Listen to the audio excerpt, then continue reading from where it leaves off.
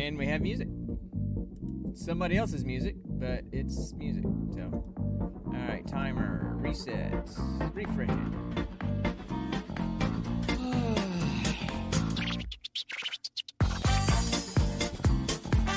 So anyhow, button. That's kind of loud in my ear. I'm going old man with my drink tonight. For a variety of reasons that I'll explain later. As Connor continues to do whatever it is that dance is he's doing. Doing like a hoochie mama dance over there.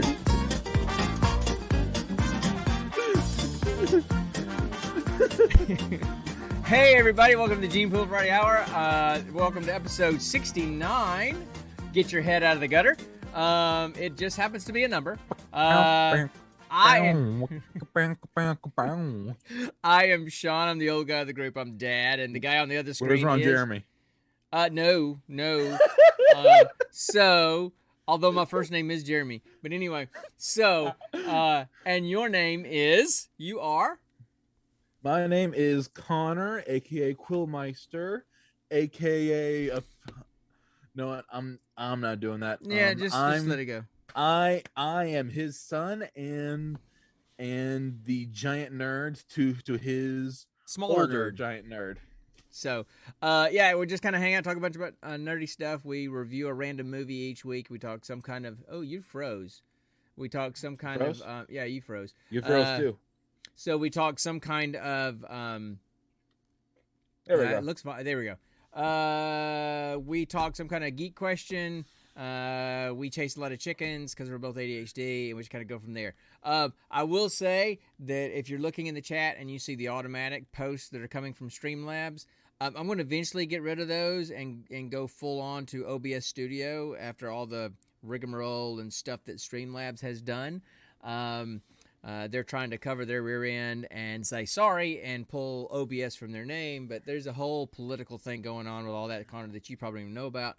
But everybody's kind of jumping. That's because I don't pay attention to the production side of things. Yeah. I just come in when I'm supposed to, bring the funny, then head to bed. You're the talent. I'm just the work. So yeah, so Exactly. we're gonna get rid of it. I'm gonna get rid of all the Streamlabs stuff as soon as I can figure out how to do all that and transfer completely over to OBS Studio, and go from there. Anyway, so we usually start with kind of what's going on with it in our lives. Sorry about the camera jumping, and just see what's going on, nerdy stuff or whatever. So you got anything going on with you? I've got. Not a lot of nerdy stuff, but I got heavy stuff going on. So what's going on with you? Me and Nikki have been binge playing Pokemon Brilliant Diamond, which is a remake of Pokemon Diamond, which was by far one of mine and Nikki's very favorite Pokemon games. Cool. So what's different? What's different about the Switch version of this Pokemon Diamond game from the other? Is it exactly the same? It's just better graphics and stuff? Is it basically a remake of the same game, or have they done more to it? It is a remake. Like story wise, and gym battle wise, all that. That the maps are exactly the same. Encounter rates are exactly the same. The same Pokemon are exactly the same. But there are subtle changes here and there. Okay. For example, in the Sinnoh games, there's this huge expansive area underground called the Grand Underground, and basically it's this sort of Makes extra. It's the sort of extra area you can go in and dig for treasure or find fossils to bring back fossil Pokemon. And it's more. It was kind of like their first version of a sort of social media place or social place for players and trainers to meet with other players and trainers. Gotcha. Okay, cool. All right. And, so who is your starter Pokemon? Who is your starter Pokemon for this game? Mine was Piplup, the penguin Pokemon. Okay, and what did Nikki choose? She chose Turtwig. Turtwig, okay. The turtle Pokemon. Yeah. Okay, cool. The biggest difference between Old this man version back. of the Grand Ugh. Sorry. Trying not the to biggest difference pinch a between nerve back this here. version of the Grand Underground and the original version of the Grand Underground is the addition of Pokemon caves. Essentially, Okay. they are these mini rooms inside the underground that you can discover, and inside there it's got a couple of random Pokemon based on the type of room you're in, and sometimes you can get rare encounters. Cool. Okay. Um, it's basically a way to get some extra training done and to find some extra Pokemon that you can't normally find above ground. Yeah. Okay. Anything else So going so on? that's always fun. Let's see. I've also been playing a lot of Skyrim Yeah, I noticed recently. that. Yeah, I've noticed that. Skyrim, I will always go back to Skyrim. It is one of my all-time go to games. It's like the Skyrim, it's like Borderlands, and Mass Effect, and Pokemon. Skyrim is kind of like the warm snuggly blanket that you always go back to. I know. Me too. I was going to when the anniversary. No. Yours is Destiny. That's what you always go back to. Well, I never leave it, so it's kind of you don't go back to it if you never leave it, right? Yeah. So I'll eventually probably play some Skyrim again when the anniversary edition becomes part of Game Pass. Then I'll do it again. It is part of Game Pass. No, it's not free. You can get it at a discount if you have Game Pass, but it's not built into Game Pass yet. The anniversary edition is not. So when it is, then I'll play it again. What are you doing? Okay. I'm just I'm I'm sorry. It's just Nikki is just randomly scrambling around over there, or getting her stool and almost climbing up on the fridge just get to her snacks. That's what happens when you put my snacks where I can't reach them. I'm 5'3". Just 6'2", maniac. and that's my son I'm and sorry future that I'm daughter-in-law. tall. Hey, I'm sorry I'm tall. I naturally put things. Okay, Connor. Here's an easy way to solve that problem because you're taller. Nikki is shorter. When you're putting food away in the house, in the kitchen, put them away. Get on your knees and start putting food away.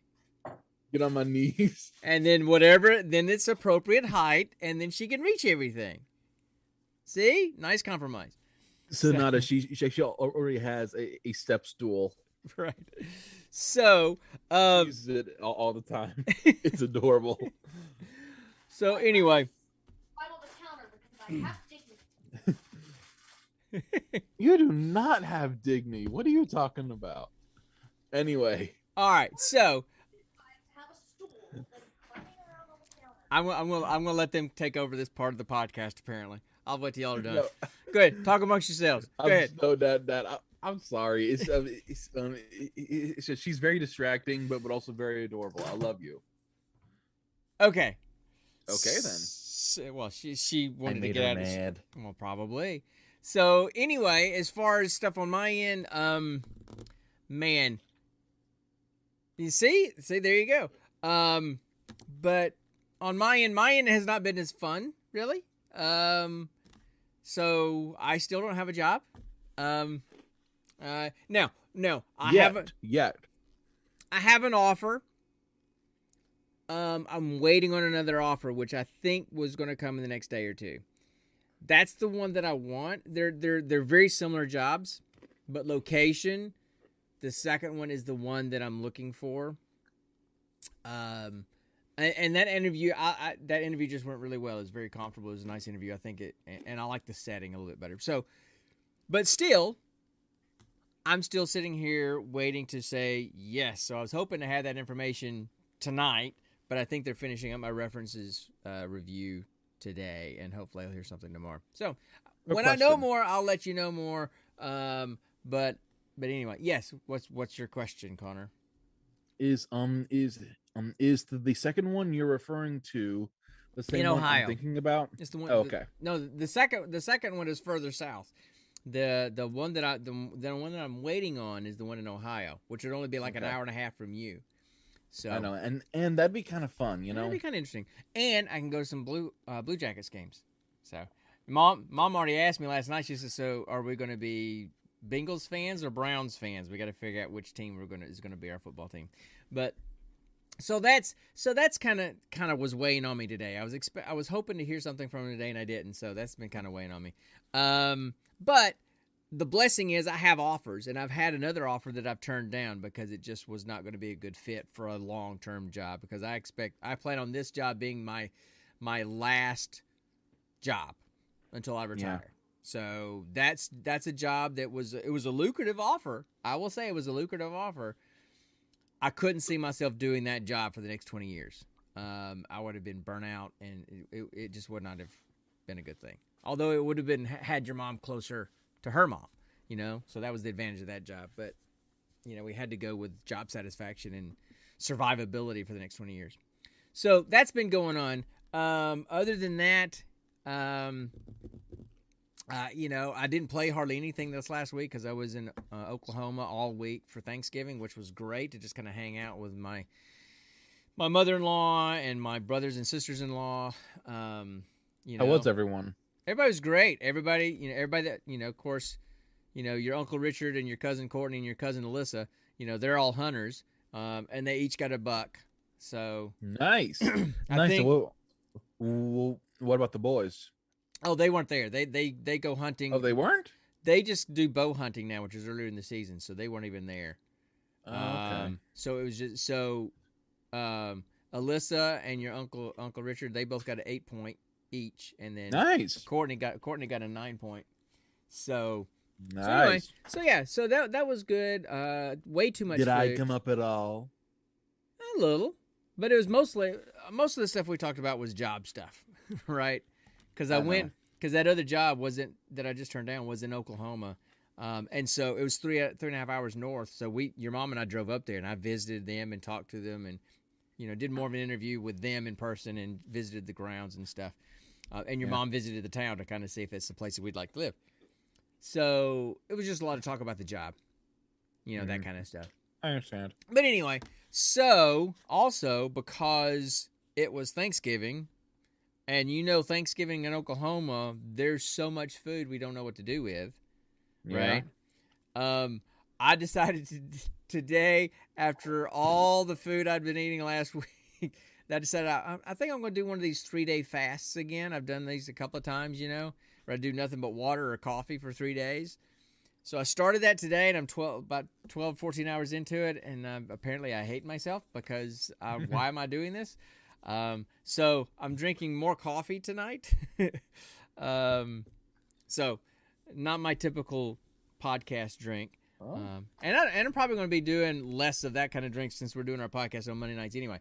Other than that, been trying some new simple games on Game Pass, but nothing much. You know, this week I'm really starting the whole boxing things up and figuring out things that I can throw away or give away or sell or whatever. So, yes, you can have my Skyrim. Your Funko box. Yes, excuse me. No, those suckers are getting sold. Because I can make a little bit of money on those. I'll give you my Skyrim book. That you can have my Skyrim book. Cool. Because I got to where I didn't use it in anyway. I would just look up stuff that I wanted online instead of using the book. So that's kind of what's been going on with me. I haven't got a lot of other stuff going on. So yeah. So that's pretty much me. On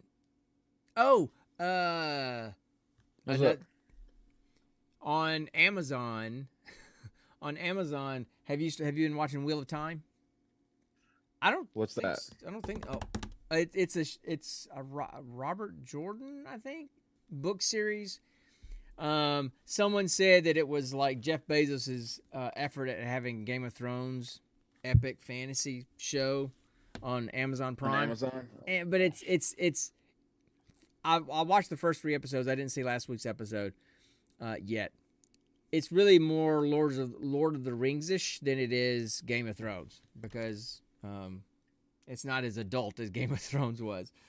But anyway, I thought it's pretty good. Now I haven't read the books. I've heard from people that have read the books that they hate the show because it strays too far from the books. And of course, I'll watch the show and not read the books. If I ever go read the books, I'll probably be mad because the books and the show are not alike. But I've enjoyed it so far.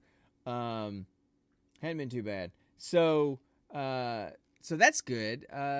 Movies. I'm trying to think if I've watched any good movies lately. We talked about Zhang-Ji and all that stuff last time. So nothing new really since then. I'm looking forward to Hawkeye coming up in the next couple of weeks, I think. The new Matrix movie's coming up soon. I'm really looking forward to that. And this Spider-Man movie, too. But, of course, now with the Omicron variant of COVID, I'm afraid they're going to start shutting things down again. So who knows what's going to happen. But anyway. So that's kind of what's going on my end. How is this thing not gone yet? Because it keeps, changing. It keeps, evolving. I mean, that's why you have to get a different influenza shot every year. You talk about getting your flu shots, you get a different flu shot every year because it kind of changes a little bit, so they give you a different shot. This is turning into the same kind of thing, I think. So but it's just no virus changes this quickly on this fast of a dime, does it? Not naturally, anyway. If it was engineered in a Chinese lab, maybe.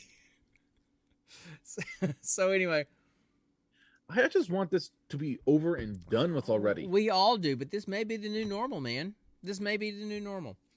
Now, hopefully, what's going to happen is it will become less and less. It may just become like the flu. It's something that keeps happening every year, but it's not as bad as the original COVID was. I don't know. We'll see. Yeah. So I get that. All right. So I don't have anything else there with just normal stuff, right? Okay, I turned that off. And Sonata. Earlier you didn't hear bongos. You heard Funko Pops. I want my dad's Funko Pops. Oh, Funko Pops. Yes, I don't have bongos. Yeah. I don't have bongos. I do have Funko Pops. I want his Funko Pops. You're not. I'm selling them. I got a guy that's buying. You will give me your Funko Pops. These are not the droids you're looking for. Stop. No. And you. These are my Funko Pops you are currently holding. No, they're mine, and I'm getting rid of them. I'm At least give me Norm. Norm? No, yeah, Norm. No, those I'm not selling. I'm talking about my Overwatch Pops and like my old superhero Pops that have just been sitting in boxes in the attic. No, I'm not talking about these. No. So anyway, how about we just kind of jump in and talk about some stuff, because I want to help your mom with some stuff later too. So, what do we do first? It's been 2 weeks. It's like every time we do this, it's new. I forget. Do we do the movie first? We always do the question first. Okay, so it's time for the geek question. You ready for the geek question? You are more goldfish brain than I am. And you are? What? Anyway. Okay. I said you're just as goldfish brain as I am. And I said, and you are? Meaning goldfish brain. Goldfish brain, right. That's exactly. I don't remember who you are. Okay, how about we do the geek question? You skunk beard loony man. Let's do the geek question. How about that? I want to ask you a bunch of questions, and I want to have them answered immediately. I'm waiting. Nope. You're not going to do it? You're not going to do it? All right, cool. Nope. All right, so what's the geek question? I know it's getting harder to come up with these, but what's the geek question? All right. I actually kind of like this question. In your opinion, between animated and live action, in your opinion, what is better for a superhero movie or show? Okay, cool. So what's your answer? Because you always answer first. Personally, I can't see merits in both. Animated wanting to stay more true and original to the original artist's creation, and then live action to kind of bring this character truly to life in a physical way. Mm-hmm. But personally, I always vouch for trying to keep the original creator's dream true. So I sorry, and actually muted my mic. So anyway, Waving my hands too much, and I tapped the mute button. So you try to do what again? I always tend to go for the original whole viewpoint. So I always like to choose animated rather than live action. I do love the live action superhero shows, but there's something about the authenticity of the animated stuff, you know. Mm-hmm. Mm-hmm. And besides, it's a lot easier to find a voice that fits a character than finding a physical being that fits a character. I see that. Perfect example. That's a good perfect point. example of this. James Earl Jones as Darth Vader. He has the perfect voice for Darth Vader. Wait. Who? James Earl Jones. Okay. Okay. I thought James Earl Jones as Darth Vader. He has the Yeah. perfect voice for Darth Vader, but a slightly rotund Darth Vader would not have been intimidating. Wow, he is rather rotund. That is true. He is rather rotund. I just saw him in Big Bang Theory. He is rotund. I saw him shirtless in the sauna, remember? He is quite rotund. But he has every right to be rotund because he has lived a life, man. So, I know he has lived a life. So anyway, okay. But as I was saying, you know, his voice very well fit the character, but not his look. So they kind of splice up the two images, and sadly, I don't even know the name of the guy who is the physical Darth Vader. I don't even know his name. Do you? Yeah. No. Yes. So sadly, that guy is just in the background of everything, and James Earl Jones just gets all the credit. True. I know. That's I know. Kind of sad. Yeah. But still, in my opinion, it's much easier to find a voice that can fit a character, rather than trying to find a whole person who can fit a character. Yeah. Yeah, and all those are great points. You know, I didn't really think about it that way, but you know. I like the idea that the animated keeps it truer to form to the comics, which is where the superhero stuff comes from. I get that. And traditionally in animated stuff, they were able to draw all the cool, neat effects, right? Yeah. And you know, back in the day with earlier superhero movies, they didn't have their special effects couldn't do that. Couldn't really create those things very well. That's why some old superhero movies. Did you ever see one of the original first live action Avenger movies?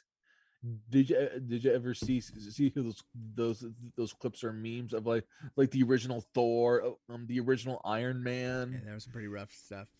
So you know, like for It example, looked like a literal bullet. For example, the Incredible Hulk TV show. You know, with Lou Ferrigno back in the 70s. Yeah. And I used to watch it all the time, you know, but it's like, it's almost like Banner from Lou Ferrigno played the Hulk. Who played Banner? Bill Bixby. Norton. Bill Bixby. Oh. No. No. Who am I thinking of? Well, you're thinking Norton from the I think the first Incredible Hulk movie. Okay. Yeah, but from the TV show. That's what I was thinking of. From the TV show back in the 70s, it was Bill Bixby and then Lou Ferrigno. And when they did the transformation... Is it true Lou Ferrigno is deaf? Yeah. Yeah. Huh. When they did the transformation back then, it was basically they took like Bill Bixby and then a picture of kind of Bill Bixby and then a picture of kind of Lou Ferrigno and then kind of a picture of kind of Lou Ferrigno and then Lou Ferrigno. You know, I mean, they couldn't do transformations very well, and clearly he was just a big hulking bodybuilder that they spray painted green, right? So the special effects weren't great. So you could do the, oh, did he? I didn't see the original. I mean, not the original, but the first Hulk movie. Yeah, I didn't see that one. Because I'm not a huge Hulk fan, so I've never been hugely into watching the Hulk movies. I don't know why, but for some reason I always confuse Ferrigno and Stallone. I have no idea why. Yeah, well, they kind of have the same kind of hair, the same kind of body build, you know. And they both kind of have long-lasting injuries from their fighting careers. Here's Stallone kind of has that lisp now, He, kind of like a he's slack always thing. he's always been like that, but that wasn't because of Oh, a really? fighting career. Yeah, and Lou Yeah. Ferrigno was a bodybuilder. He wasn't a fighter. Oh, really? Yeah. I thought he was a Durr? boxer, or just No. just like Stallone. No, Stallone wasn't a boxer. Now, he may have done some amateur boxing, but he wasn't a professional boxer. That was just he just played Rocky. He wasn't Rocky. Oh, So what the heck am I thinking of? I don't know. But so anyway, I can see how earlier on the animated stuff was much better because through the animation they could do all the cool transformations and all this kind of stuff that we didn't have access to special effects to do that kind of stuff. However, like the animated Batman series. He's with Mark Hamill as the Joker. That was a good series. yeah, I mean, yeah, they were all good. I'm not saying that anything's bad. But with what we've got today with CGI, they can imagine the special effects and the transformations and the stuff the way we want to through CGI. Now, Yeah. a problem that I've noticed in CGI recently is that, for example, in Shang-Chi, when you're watching such high definition, I mean, I'm watching Shang-Chi on my TV in 4K on Disney Plus, and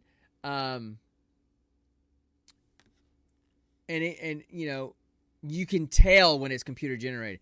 It's almost like, okay, the resolution has gotten so good, it kind of makes the CGI not look as good because it looks more fake because you can see it more clearly. So it's kind of a weird place they're in. It's like, okay, our resolution is getting so good that now it's easier to tell that it's fake, right? I mean, But you've always been able to tell it's fake because it's people shooting fire out of their hands. It's people flying through the air. You've always been able to tell it's fake. No, I know, I get obviously I get that, but what I'm saying is that with the CGI, I know what you mean. I know what you mean. But for example, in Shang-Chi, yes, it's kind of like when green screen was it's kind of like when green screen was first introduced. Yeah. You could kind of see the sort of silhouette of the person passing through the green screen, right? And you knew it was fake, but Yeah. but then as it got better, you could see that less and less. Yeah. But now it's kind of in that same area of of the people kind of passing through it because because their stuff is so well done, and the computer animation just can't keep up with it. Yeah. It's So kind of the same way. But like, for example, what I was getting to is like in Shang-Chi, there's a bamboo forest that they. I remember that. I remember that scene. There's a bamboo forest, and spoiler alert, people, that they have to get through, and there's a secret path to get through this forest to get to the secret village or whatever. Yeah. But the path is constantly moving. Shaolo? I don't. What's it called? I don't remember. But the pathway keeps moving, right? And at one point, they show an aerial view of them driving the car through the pathway as the pathway's moving. And it was a really cool effect. You couldn't have done that if you didn't have CGI. There was no way to do that special effect to do that. So, whereas earlier on, animated would win out for me because they could imagine all the special effects much more easily being animated. Now that we have CGI, I prefer the live action because the CGI makes up for that stuff. Because I just prefer live action to animated movies anyway. So for me, I would prefer live action. Because to me it gives more, for example, it gives more of a emotional hit when you're watching, say, for example, and I'm just using Shang-Chi because that's the most recent one that I've seen. The great fight scene in the bus. There's much more of an action and emotional reaction to that scene because it's really people jumping around and flipping and this kind of stuff as opposed to a computer animated or a drawn person flipping through the air. So it's just cool seeing that. So I like that better, right? So if I had to choose, I would choose live action with CGI. Now, see, with the emotional with the emotional response that you just brought up, Sure. I feel like I should say, hey, um, I I can feel a heavy emotional response regardless if it's animated or live action. No, Keep on hitting the mic. and listen, and I get that. I mean, look, I've been brought to tears with animated movies. You know, some of the kids' animated Name movies. one. Lion King. You were brought to tears by that? Probably early on. Toy Story was 3 or 4.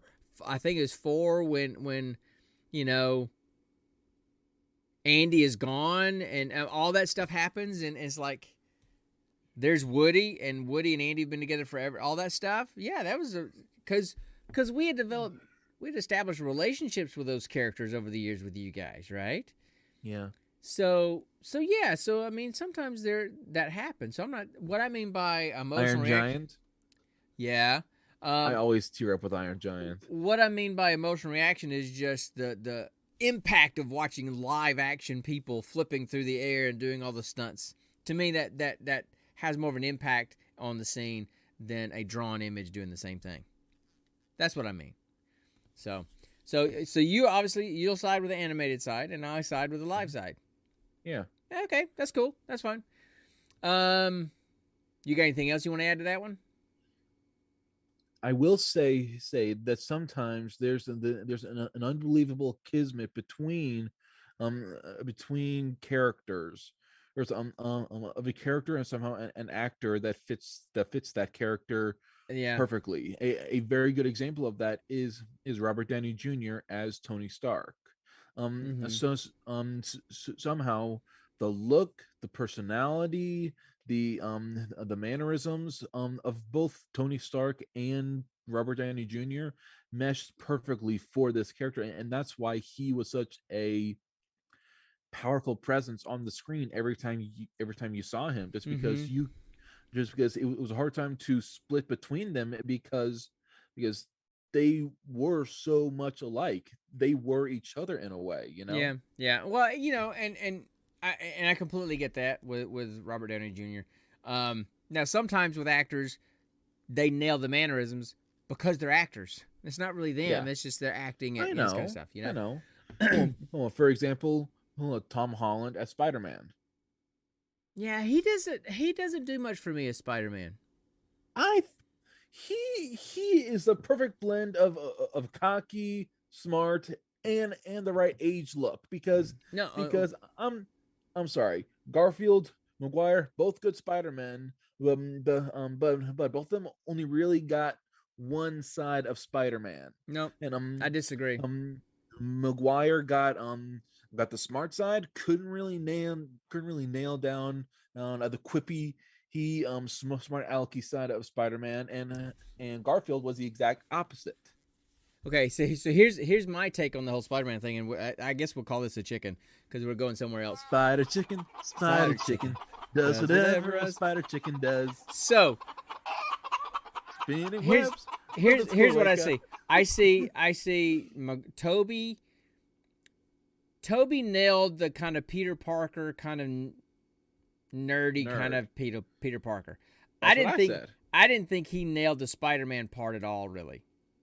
Tom Holland, I think he nails the young Peter Parker Spider-Man teenager kind of character, right? I think he nails that pretty well. He doesn't nail the cool part, you know, because when he's Spider-Man isn't cool, he's a nerd. But Spider-Man, when he's Spider-Man, is kind of cool. Okay, so he's still a nerdy little quirky teenager as Spider-Man when he's Spider-Man, right? I thought Andrew Garfield, and I didn't think he nailed the nerd as much as Tobey Maguire did, but he did a pretty good job, and he nailed the cool part of Spider-Man. I thought he did, in my opinion, was pretty good. I thought he did the best job of playing both parts. So Andrew Garfield was my favorite of the three. So anyway, he was a good Spider-Man, and it's just okay. Andrew Garfield playing the character of Spider-Man was good. The movies overall was not good. Nah, well, The actor playing the character was good. It was everybody else and the writers, they couldn't get it right. I liked the Garfield Spider-Man movies better than the Maguire Spider-Man movies. Now, let me take that. Let me clarify. I like the first Spider-Man movie with Tobey Maguire. I like that one. My favorite's the second one. The second one and the third one. The second one I didn't like so much, and the third one. There's no crying in superhero movies. It was a chick flick. The third one should not. No have offense, happened. but I mean, it's like the superhero is crying, the villains are crying. I mean, what? We all walked out of that going, wait, what happened? First off, Topher Grace as Eddie just did not hit right. Yeah, that was a bad casting call. I mean, I like Topher Grace, but I didn't like him in that character at all. Yeah. They did get a good guy to play Sandman though. I agree. I agree. Yeah. Thomas Hayden Church. Yeah. Yeah. Mm-hmm. I thought he was. I liked him. That was a good choice. Yeah, I liked him. Let's see. Random segue. In Spider-Man 3, who instead would you have chosen to play Topher Grace's character? Who would you have chosen? Man. Given that era of actors. That's hard for me because my memory is just so bad. And it's hard. And even though I haven't watched the Tom Hardy Venom movies because I've heard they're really bad. So I haven't watched them. I'll get around to watch them eventually, but I haven't watched them yet. They're not bad. They're just they're just not as good as they could have been, you know. But they could have been better, but they're good for what they could do. Yeah. You know. But in the middle of a pandemic. But knowing Tom Hardy, seeing him in other roles and stuff, mm-hmm. and then seeing him and knowing that he's going to be playing that character, I have a hard time seeing anybody playing that character other than Tom Hardy. You know, so I don't know who I would have picked in that era to play that role. Recognition's better than recall. So throw out some names and I'll tell you which one I like better. What about the guy who played Mary? In Lord of the Rings? Yeah. The goateed guy. The goatee guy. Where's that Pippin? Neither one of them had goatees. Mary and Pippin didn't have goatees. Oh, sorry. Him. I was thinking of his Boromir? Look. I was thinking of his look back when he was then also on Lost. Okay, well, the same actor who was in Lost. Yeah, I didn't watch Lost. Yeah, but you know who I'm talking about. Yeah. I don't know that guy. I don't know if I could see him in that role or not. Because even though he's probably normal height, I have a hard time seeing him as anything but short. I'm sorry, I have a hard time. That's true. I think they're all super short. I don't know why. I guess it's because I saw 12 hours worth of movie of them all really super short. So I still think they're just short. So anyway, I don't know. Ooh. Oh yes. What about Ashton Kutcher? I don't know why, but I can kind of see it. No, too goofy. He's goofier than Topher Grace. I think Topher Grace can pull off serious more than Ashton Kutcher can. So, anyway, let's. What about the guy who played Frodo? What's his name again? Thanks for asking that question because now my mind went completely blank. Oh, come on, honey. Dang it. Why did you do that to me? Why did you do that to me? I don't know. I thought you of all people would remember his name. I should, right? But I'm 53 and I have a 53-year-old brain with ADHD, and I'm going. I can't. It's not coming out of my mouth. Okay. What about the guy who plays Legolas? I don't know why, but for some reason, I can picture a lot of people from Lord of the Rings playing this character. Why? I don't know why. Okay. Because at the time they're all a bunch of young men, and the only other male actors I can think of from that era are old as hell and couldn't play a young Eddie Brock. Okay, Elijah Wood. That's it. Yeah. For some reason, I can picture Elijah Wood playing that character. I think he could probably pull that off. Yeah. Only because I've seen him play some more serious, sinister kind of characters since then. You know? Really? And Yeah. what? Well, not really sinister, but he was in a movie. I forgot what the movie was called. Maybe it was Hooligans. No, I don't think that was the name of it. But he was an American dude that went to England, and got hooked in with like hooliganism with like soccer fans, because soccer in England, Hooliganism? that's what it's called. They like soccer teams over there. They have their own gangs. I'm not saying that the soccer team has an official sanctioned gang, but they have fans and they have rumbles and will get into huge riot fights after games and stuff. And he got caught up in that. Kind of like hockey. Oh no! Hockey fans don't go around in gangs beating each other up. These guys will go meet each other after a game in an alley and beat each other to a pulp, kind of stuff. Why? It's just the culture, man. I don't know. Watch the movie. What So the...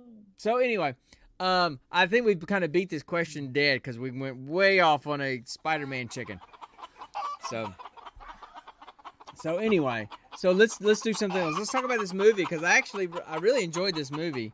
And I did very much enjoy this movie. I have not said this except for one other movie we've done. I would rewatch this movie. Oh, okay. Which other movie would you rewatch besides this one? Gora. Okay, well, yeah, it's on my list to rewatch too. So anyway, so how about we jump into that? Let's jump into the next installment of Roll for Credits. I still love that title. I know, because you came up with it. It just All works, right. doesn't it? Yeah, it does. So we're going to talk about the 2007 drama thriller. Was it a thriller? It wasn't really a thriller, just a drama. Crime movie. I would say drama crime biopic. Well, it was a biopic, although a lot of people It was on a true story. A lot of people involved in the movie said that it was about 1% true and 99% made up. It was based on a true story of Frank Lucas. Okay. Yeah. Anyway, the name of the movie is American Gangster from 2007. Stars an unbelievable cast. Unbelievable cast. I mean, we were talking about it earlier today, and you're like, man, I really like this movie. I'm like, how can you not like this movie with this cast? So, Washington, Idris Elba. Oh yeah, I'm gonna read you the list in a minute, but I'm gonna tell you a little bit about So, basically, the tagline, little one sentence synopsis of this movie is: an outcast New York City cop. That's Richie Roberts. That's played by Russell Crowe. Is charged with bringing down Harlem drug lord Frank Lucas, whose real life inspired this partly biographical film. So it's based on the life of a real guy named Frank Lucas, and Richie Roberts was a real guy as well.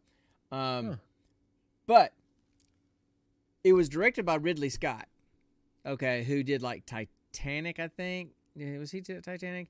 Alien, the Alien movies. I think he also does the Avatar movie. So this huge director did this movie. All right. And here's just some of the cast, okay? Some names that you recognize. There's other people in this movie that you would recognize but probably don't know their names. Okay, so Denzel Washington, Russell Crowe, Chiwetel Ejiofor. I don't know if I'm pronouncing that right, but that's the guy from... Snow Dogs. No. That's the guy from Doctor Strange. What's the African American? The black guy? Yeah. What was his name again? Okay, anyway. I don't remember. I mean, I've seen him. I think I've seen him with other stuff too. Josh Brolin. Well, we're in a Brolin-assance here because we just watched a Josh Brolin movie last week. Ted Levine. We talked about Ted Levine. He was the guy that was in Flubber. He was one of the bad guys from Flubber. You've seen him in a lot of stuff. I like him. Carla Gugino. She was in the movie. Oh god, Gerald's Game, I think it's called. Anyway, you've seen her and stuff. Cuba Gooding Jr., Armand Asante, Idris Elba, Common, T.I., Norman Reedus from Walking Dead was in it. Did you see he was in there? Yeah. Yeah, it was just I one saw scene, that. but he was in it. So you had all these names, and some of these people were in it for just like one scene, but you had this huge cast of people that are huge names now. And back in 2007, they may not have been that big. That's why Norman Reedus was only in one scene. But, so It was still a good scene. the woman that played Frank Lucas's mother, I can't remember her name, but she won Golden Globe for Best Supporting Actress from this movie. She is. What was her name again? Dadgummit. Let's move on. Okay. Anyway, so that's just a huge cast. So here it is. So here's the setting of this movie. It starts in '68, around '68. Frank Lucas is basically the bodyguard for this guy named Bumpy Johnson, and he was kind of like a crime lord in Harlem. Okay, kind of small time because it was just Harlem because the Italian mob pretty much had all the rest of New York. But he was kind of a gentle figure for Harlem. He would give away turkeys at Thanksgiving to the community and this kind of stuff. But he was a crime lord, and Frank was his bodyguard. Was with him every day. Okay, it was like his right. His driver. It was driver and his bodyguard, his right hand man. And then Bumpy died, had a heart attack, and died. All right, so that left this power vacuum in Harlem, and all these little people little guys were trying to carve out their own little thing, to kind of become their own little drug lords or whatever. So part of the problem was that the Italian mob had gotten into the drug game, but they were cutting it and they were adding filler into it, and they were, basically the cops would seize drugs, the mob would buy the drugs from the corrupt cops and then cut it and this kind of stuff. So it wasn't great quality. It's kind of weird to say great quality drugs. Sorry. It wasn't high quality, and they charged a lot for high it. Purity. Because they had to pay the cops to get the drugs to sell it on the street. So Frank figured out how to get it directly from the source. Directly from Vietnam, directly from the poppy seeds, the poppy fields over in Vietnam, and was able to get it direct. Oh, wait. That's how heroin is made? From flowers? From poppies. Yes. Opium. Heroin comes from opium. Opium flowers. Opium poppies. Yes. I didn't know Yeah. that. So that's the whole story, that he kind of rises to power in Harlem and becomes this big drug lord in Harlem, and even kind of has the Italian mob buying from him, kind of stuff. And it's kind of showing his rise to fame. And then you got this guy Richie Roberts, who's a cop, who's an honest cop, who's honest to a default, and kind of becomes a pariah because he won't be on the take like some of the bad cops. And because he's so honest, he gets brought in to be part of a drug task force to try to bring this stuff down. And so that's the movie, is him trying to chase down and figure out who is the drug kingpin, who's doing all this kind of stuff, and who's bringing in blue magic. Yeah, because that's what Denzel Washington's character Frank Lucas called the heroin that they brought in, because they brought it in pure from Vietnam. He had a cousin that was in the war in Vietnam, and so he went over to Vietnam, met the direct suppliers, started buying it direct from them, and they were shipping it back on military planes. So the military was smuggling heroin back to the States for him. Now, obviously, the military didn't know that they were doing that. Just the ones that were getting paid off to do it did it. But still. Yeah. And so it was, he got it direct. He was able to sell it cheap and pure. And so it just went like fire, through Harlem, and he just became super rich. Like hotcakes. Became super rich, and super powerful. And you started so rich that he bought his mama a mansion for her, all his brothers, and their kids to all stay in. Back down in North Carolina, yeah. So no, wasn't in North Carolina. He bought it up in New York. Oh, okay. That's how his brothers were able to. Right. I get you're right. You're right. Um, It looked like an old Southern plantation type house to me. That's why I was No. thinking that. And they were from North Carolina originally. yeah. So that's the kind of the premise. It's the whole cat and mouse game of him Richie Roberts trying to figure out who was behind the blue magic. Frank building his empire, fighting off people who were trying to challenge him, dealing with the Italian mob and kind of working with them. And in the middle of all this was the corrupt cops that were in the middle of all of it, who were seizing the drugs and all selling just trying it. to get their own piece. All getting their own piece. And so it was kind of the story of Richie Roberts figuring it all out, and through good police work, chasing him down, and they went from there. So that's kind of the premise of the movie. I'm trying to think if there's anything else I want to add. Is there anything you want to add to just kind of the storyline of the movie? Because we tend to just go scene by scene, and I don't want to do that. So I loved the way Denzel Washington was able to play someone who had such integrity, had such experience and could 1 second be there for his mama at church and hang out with his brothers, and then literally the very next second go out and shoot someone in this on the sidewalk in cold blood right between the eyes. yeah, Just out of principle, just literally in this one scene he was having breakfast with his brothers at this diner.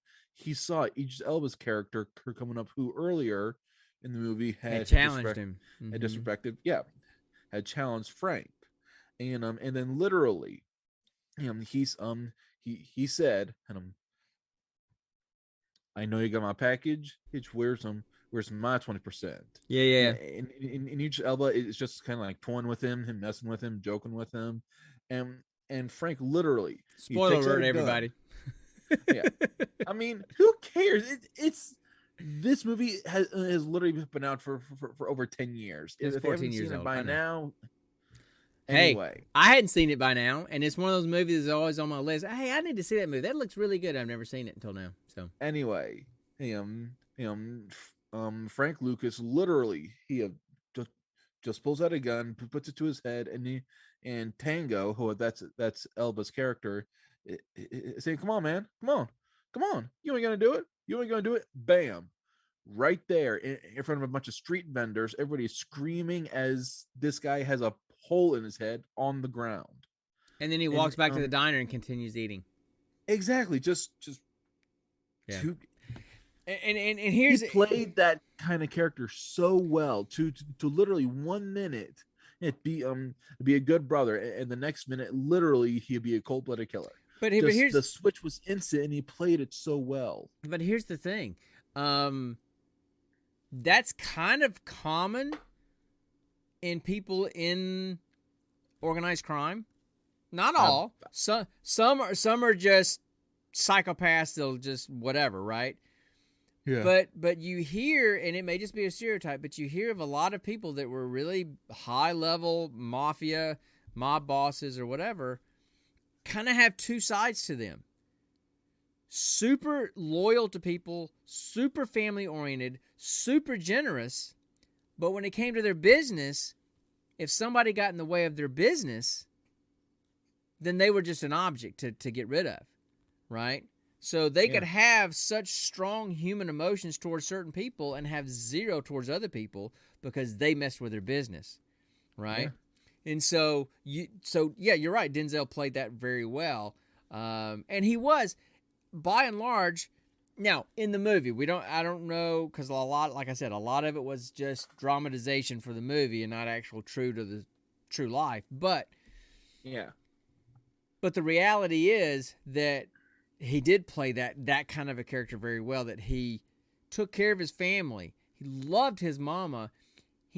She had apparently had a favorite piece of furniture that had been taken away from her. She had to sell or something years ago, back in the South when it was just taken from her, and she loved it. And he had not seen it since he was 5 years old. And when he bought that, rebuilt it. He had it rebuilt an exact replica from memory just for her. I mean, he had such love and such care for certain people. Even the people that worked for him, he had a lot of care. But then if you turn on him, he would be like, there was one scene where his brother messed up, and as soon as he got back in the car with his brother, beat the crap out of his brother.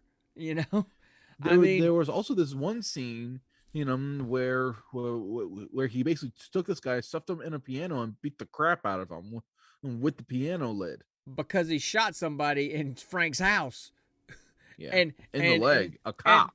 And it's because the guy was high on coke or whatever, and he's like, I can't be having that in my house.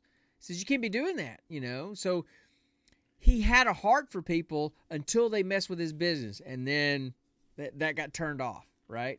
Yeah. Now, on the flip side of the coin, you had somebody that was equally complex. Richie Roberts, the guy that played the cop that was going to night school for law school and passed the bar and technically was a lawyer, was the same way. There was an honesty about him, but then there was a scuzz bucket about him, right? Yeah. At the very beginning, there's part where he and his partner are tailing this guy who's an accountant or whatever for the mob, and he parks a car in an impound area. They go in there and find $1 million in the trunk that's unmarked. Nobody would, and it was illegal money, and it was unmarked, so there's no way that anybody could have traced it. They could have just taken it. And he turned it in. His partner says, if you turn it in, it's going to make us bad because of all the other bad cops. Said, if we actually do the right thing, we're going to become bad guys in the precinct because they would expect us to keep it and spread it around to everybody. So he was honest with $3 million sitting right there, and he turned it in. But at the same time, free or three? Free. Okay. But at the same time, in the movie, he was going through a divorce and a custody battle with his wife or girlfriend or whatever. Because he was sleeping with his lawyer. Because he was a serial cheater, and this guy, he was sleeping with his lawyer. He was sleeping with a stewardess. He was sleeping with some lady that he saw in the park as he was talking to his girlfriend about their son. I mean, So there was a dichotomy about him as well. So I thought they both did a pretty good job of playing kind of complex characters. I really the duality of the characters. Yeah. So everybody else was pretty. They played their characters well. Did you ever see the movie Harlem Nights? One of my favorite movies. Is that the one with Eddie Murphy? Eddie Murphy, Red Fox, Richard Pryor. I've seen bits and pieces of it. I don't think I've seen it all the way through. Okay. I remember a scene about someone getting their toe shot off. Is that right? Yeah. He shot my pinky toe off. No, so and the reason I'm asking that, and I'm trying to look it up over here on the side, when Harlem Nights came out, because this movie came out in 2007. Yeah.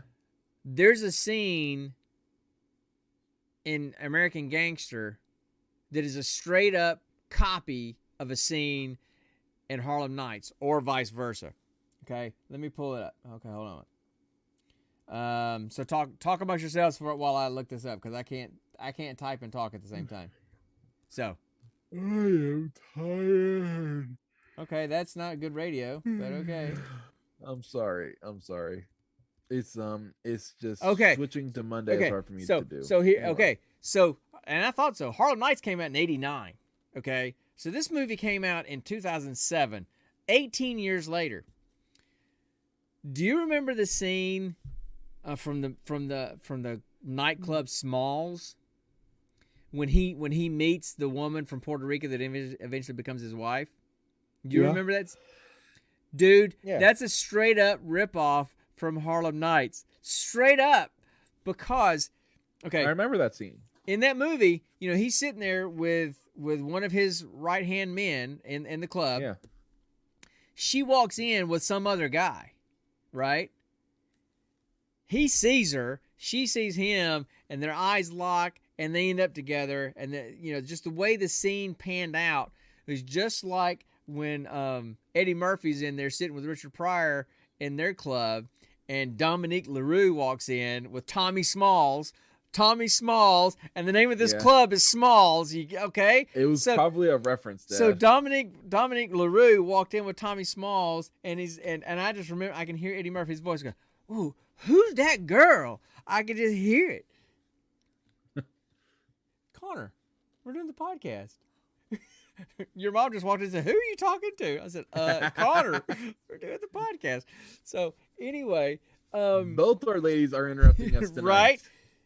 So I was sitting there when I was watching that scene in this movie. I'm like, this is an exact copy of that, just not the comedic version. It's a serious version, but it's the same kind of thing, right?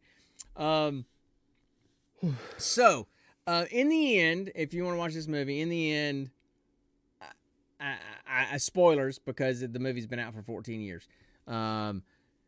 In the end, they do the good police work, through his drug,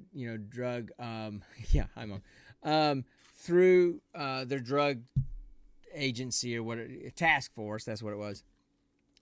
They track down Frank. They get him. They raid his place with all of his heroin and all the ladies cutting up the heroin and doing all that kind of stuff. They take all that, and then as he's walking out of church with his mama and his wife, the place is surrounded by cops, and there's Richie Roberts standing right in front of his car. So he gets arrested, and of course now Richie Roberts is an attorney, so he's prosecuting. Quick question.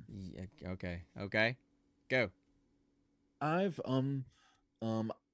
always seen scenes of people cutting drugs and basically heard the stereotypes and such of people needing to be naked when cutting drugs.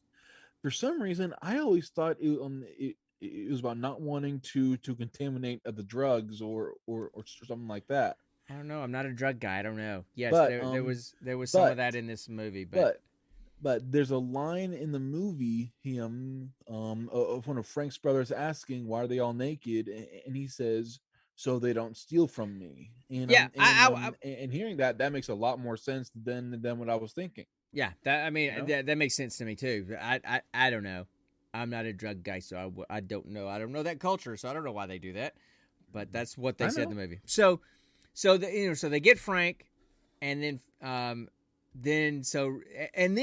you think the movie's pretty much over, but there's still a good 25 minutes left in the movie, because Richie sits down with Frank and gets Frank to turn evidence and become an informant, because Frank is like, "What, you want to take down the mob?" He's like, "No, I don't want the mob." He's like, "Oh, you want the cops?" He's like, "Yep," because he's an honest cop, and he doesn't like the fact that there's all these crooked cops.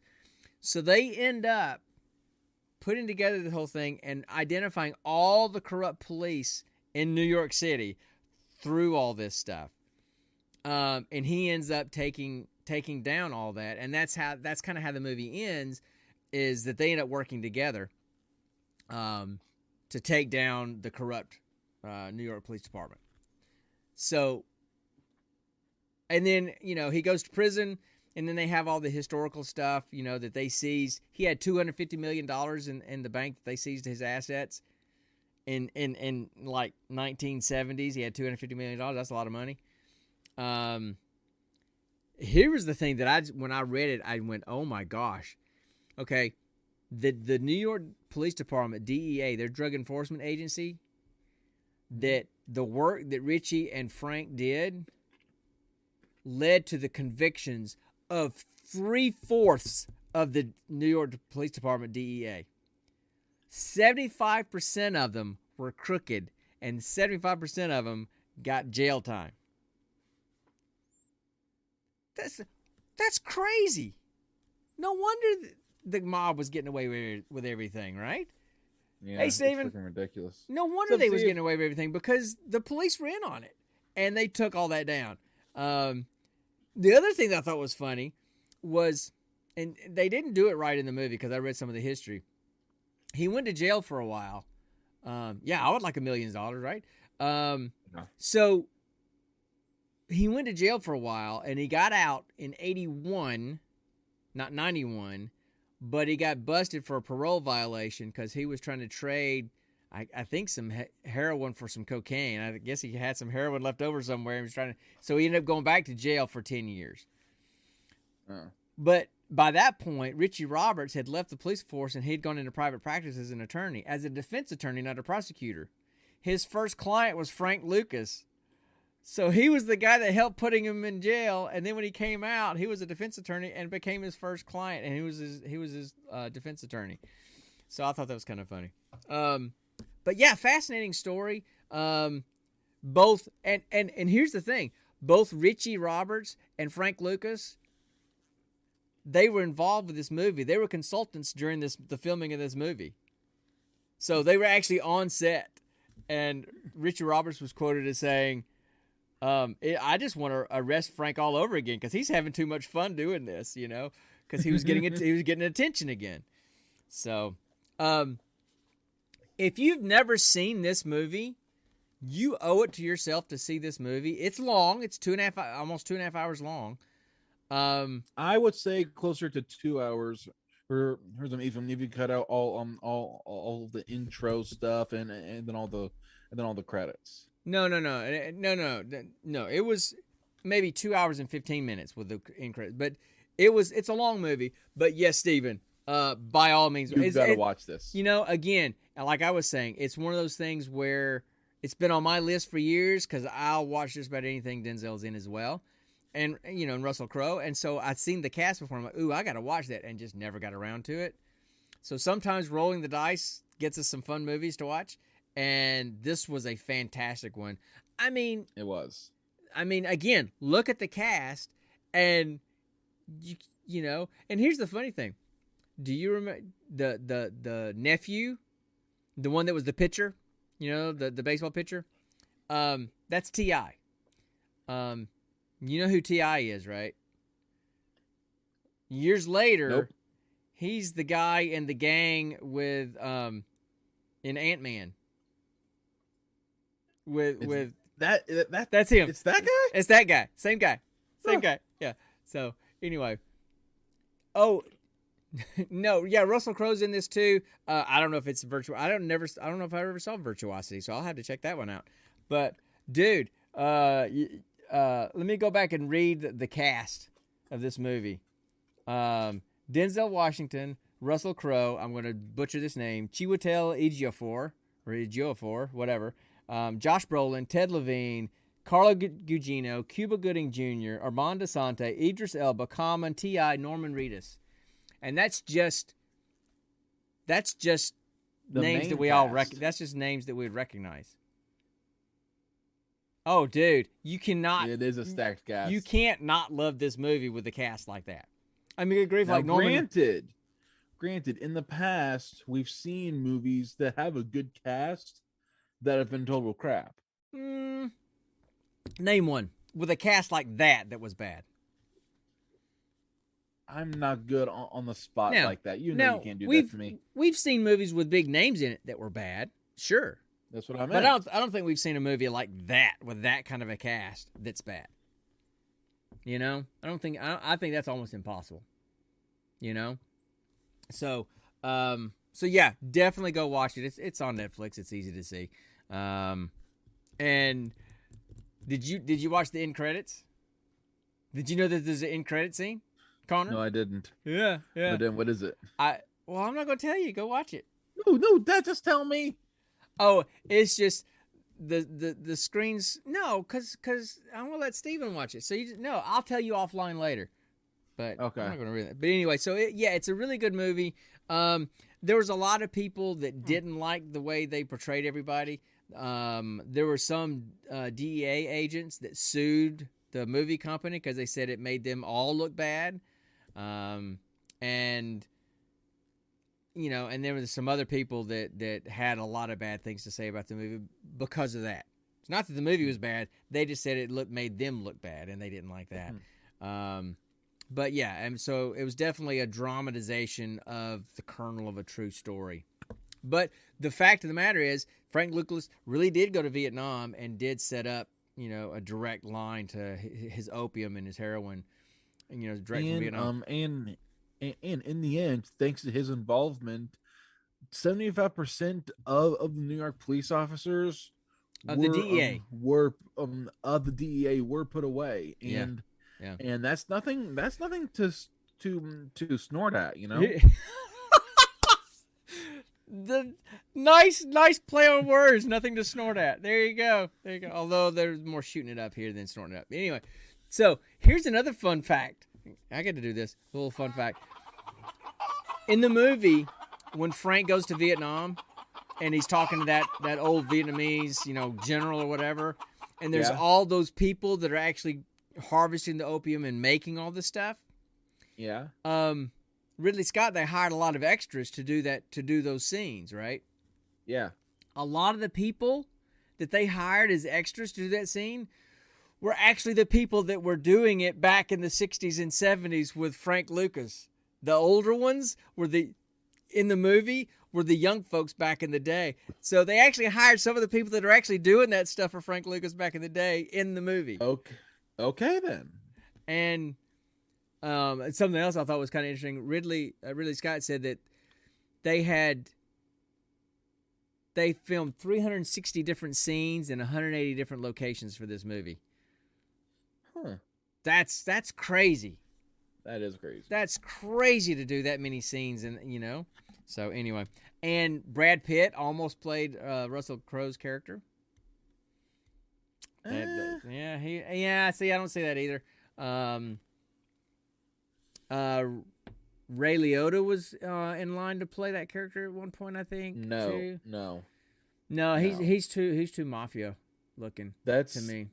That's like saying, hey, Paul Rudd was almost Captain America. Yeah, that's just wrong. Exactly. So or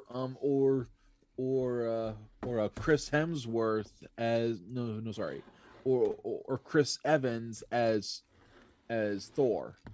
It doesn't fit. Or Chris Evans as the Human Torch. Wait, never mind.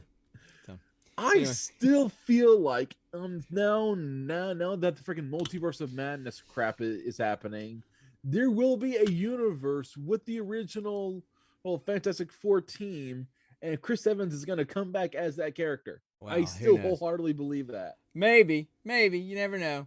So, have you got anything else you want to say about this movie? It was awesome. I love the story. I love the actors. Beginning is kind of slow, but it is a definite payoff because it picks up really well, and if you are just glued to your seat and on the edge of your seat, it's a good movie.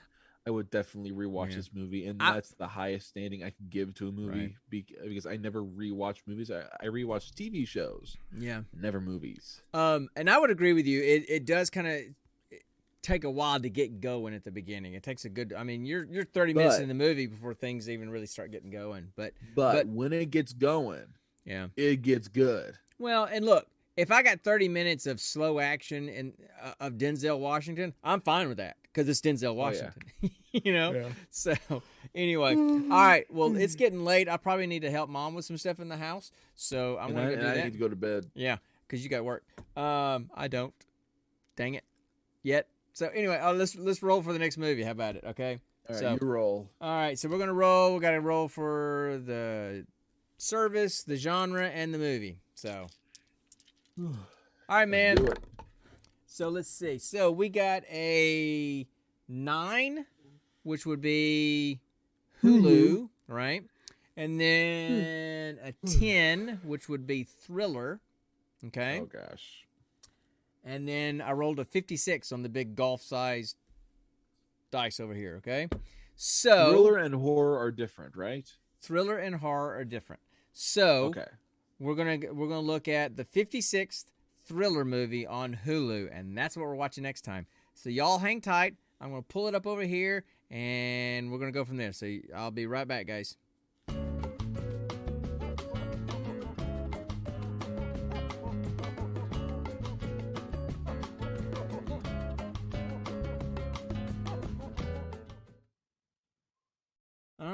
So this is, I've never heard of this one before. I've heard of the two names in the movie, but I've never heard of this movie before. It's a movie from 1981 called Cutter's Way. Yeah. Stars Jeff Bridges, who we all know. Also stars John Hurd. Now, you might not recognize the name, but you recognize the face because he's the dad in Home Alone. And he's been in other things too, but that's the name, that's the face. You'll recognize it from there. So it stars Jeff Bridges and John Hurd. And it says, let's see, it says, Richard spots a man dumping a body and decides to expose the man he thinks is the culprit with his friend Alex Cutter. So apparently, one of them, I think John Hurd plays like a Vietnam vet. I think Jeff Bridges' character is some kind of like playboy or whatever, but they're friends. And then Jeff Bridges' character looks like he gets falsely accused of some kind of murder. And so, I don't know. It's a thriller, and it's got Jeff Bridges and John Hurd, and it's from 1981, and it's one of them is wearing an eye patch, it looks like, and is a former Vietnam vet in the movie. Okay. So, there you go. I've never, ever heard of this movie. So, but I like watching Jeff Bridges in most things. So we'll check it out and see what it is. And we'll be back next Monday to do the same thing. And hopefully I'll have a job by then. Yeah, hopefully. And we'll see. I should. It's just this waiting is killing me. So anyway, so y'all have a good night. I don't have anything else to say. I need some more coffee or something. And I need sleep. And you need sleep. And I'm going to go watch a little bit of football. Watch my Seahawks probably lose. So anyway, thanks for everybody that came in and stopped by and hung out and chatted with us for a few minutes. It's always good to have people to talk to instead of me just looking at that guy and talking to him, even though he's my kid. Oh, so thank you. I feel loved. I love him too because he's my kid. So anyway, so y'all have a good night. Hope y'all have a great week. We'll see y'all next week on the Gene Pool Variety Hour. And always remember, folks, stay nerdy, my friends. I didn't even tell people about the show or where they can find us or rate us. So if you want to give us a rating, you know by now. Go to iTunes or Stitcher or all those places and give us a rating. Where you find podcasts. Say how much you love us.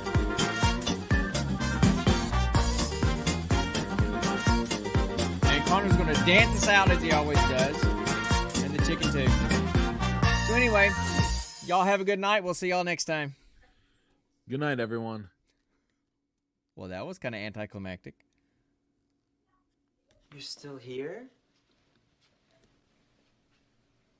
It's over. Go home.